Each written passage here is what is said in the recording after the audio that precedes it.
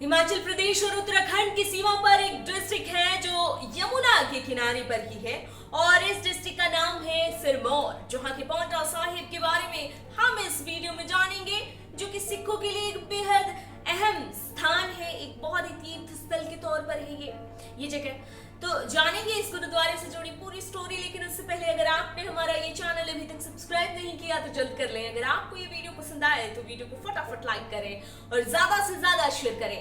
पांवटा साहिब को स्थापित किया था सिखों के 10वें गुरु गुरु गोविंद सिंह जी ने। इस जगह के बारे में कहते हैं कि इसका नाम पहले पाउंटिका था। पाउंटा का मतलब है पैर। इस जगह का नाम इसके अर्थ के हिसाब से जो देखा जाए तो एक सटीक नाम जैसा लगता है। माना जाता है कि अपने घोड़े से सिख गुरु गुरु गोविंद सिंह जी जा रहे थे और इसी जगह पर आकर उनके घोड़े ने अपने पैर टिका दिए।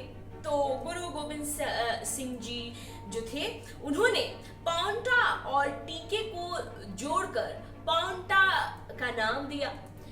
गुरु जी ने इसी जगह गुरुद्वारा स्थापित करवाया और अपने जीवन के जो 4.5 साल का वक्त रहा उनका, उसको यहीं पर उन्होंने बिताया। गुरुद्वारे के भीतर श्री तालाब स्थान है जहां से गुरु जी वेतन बांटा करते थे और गुरुद्वारे में श्री दस्तर जगह है जहां पर गुरु जी पगड़ी बांधने का एक बहुत ही बड़ा, बहुत इंटरेस्टिंग सा कंपटीशन करवाते थे, जिसके वो जज हुआ करते थे।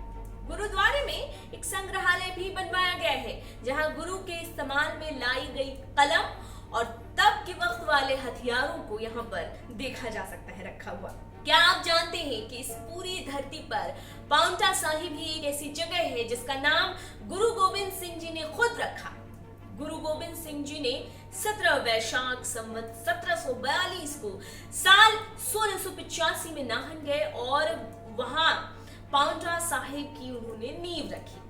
4.5 साल पाउंटा साहिब में रहते हुए गुरु गोविंद सिंह जी ने कई साहित्य रचनाएं की, साहित्यों की रचनाएं की, कई गुरुवाणी लिखी। उन्होंने पुराने साहित्य और ज्ञान की रचनाओं को सरल भाषाओं में लेखकों से उन्होंने लिखवाया, उकरवाया। उन्होंने पूरा का पूरा एक साहित्य बिल्कुल एक ढांचेगत किया उन्होंने साहित्य को। यहाँ पर एक कवि दरबार की भी गुरु ने स्थापना करवाई थी, जिसमें 52 भाषाओं के अलग अलग कवि आते थे।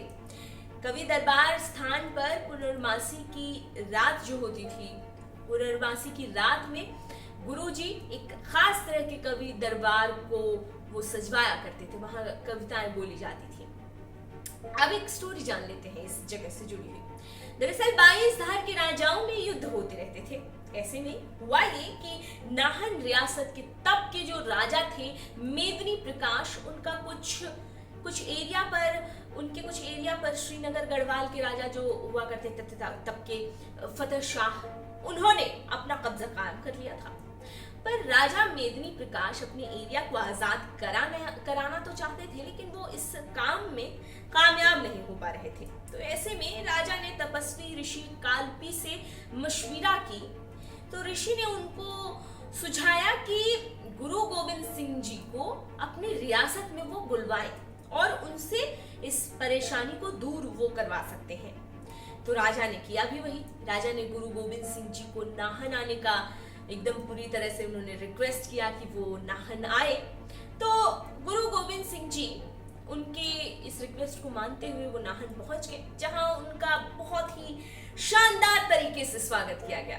वहां पहुंचकर गुरुजी ने पूरे एरिया का पहले तो दौरा किया, फिर उन्होंने 1686 में अपनी पहली लड़ाई लड़ी थी। गुरु गोविंद सिंह जी ने ये लड़ाई 20 की कम उम्र में लड़ी थी, जिसमें उन्होंने राजा फतेह साहिब को हराया और बिना किसी ट्रेनिंग की फौज जो उनकी थी उसको 22 धार के राजाओं के मुकाबले में खड़ा किया और उनकी 25,000 फौज को हरा डाला।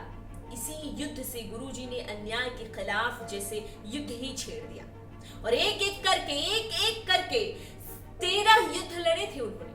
पाउंटा साहिब गुरुद्वारे में एक पालकी है जो कि शुद्ध सोने से बनाई गई है, जिसे किसी भक्त ने दान में दिया था।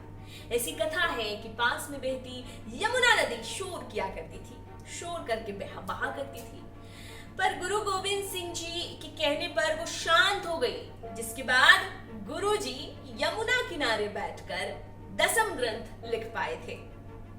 और उस यमुना जो गुजरती है वहां से, तो कहा जाता है कि इस जगह पर जो यमुना नदी है वो आज भी बेहद शांत तरीके से बहा करती है।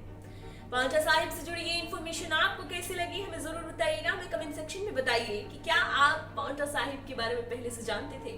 अगर जानते थे तो फटाफट कमेंट करके बताइए, और ऐसे ही इंटरेस्टिंग वीडियोस के लिए हमारा चैनल झट से सब्सक्राइब कर लीजिए और हमारे साथ बने रहिए।